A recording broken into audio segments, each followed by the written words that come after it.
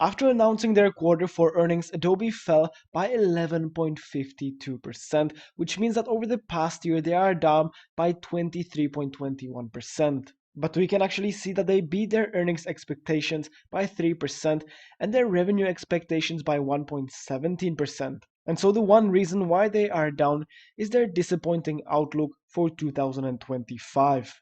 And so today we will figure out if Adobe's drop in price is rational or if it just became undervalued and now is the best time to buy the company. In our stock valuation spreadsheets, we can see that Adobe doesn't currently pay out any dividends. Now jumping straight to the 9-pillar analysis, we can see that the company gets a rating of 6 out of 8 with 2 pillars in the red. Now let's first have a look at their growth. We can see that their revenue has been growing at a rate of 13.51%, free cash flow increasing at a rate of 15.7%, and net income growing at a rate of 20.67% over the past 5 years. And if we have a closer look, we can see that all of the growth is very steady, both in the revenue, net income, and the free cash flow. Now jumping back to the 9 pillars, let's have a look at the 2 pillars in the red, the 5-year PE ratio and the price to free cash flow. Over the past 5 years, Adobe's PE ratio was sitting at 38.88, which is not in the range we'd like to see. And if we have a closer look, we can see that actually currently it's sitting even higher at 40.64.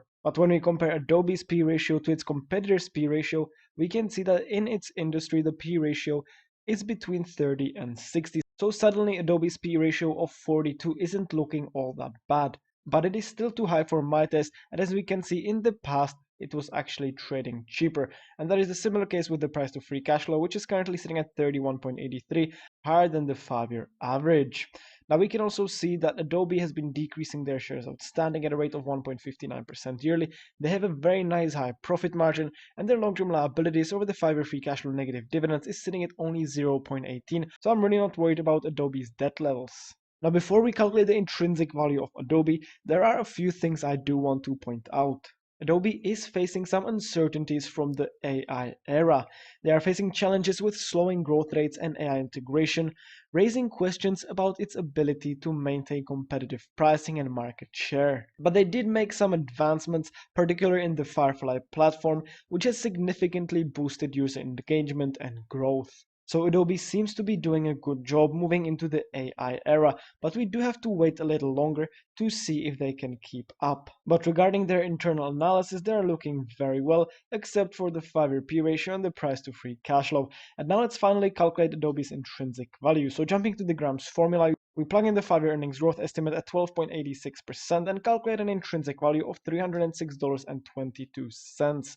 Now for the second valuation model, we predict the future free cash flow growth at 14.3% yearly and plug in a discount rate at 10% and get an intrinsic value of $541.59. And finally, for the multiples valuation, we compare Adobe to 2 of its competitors and get an intrinsic value of $585.72.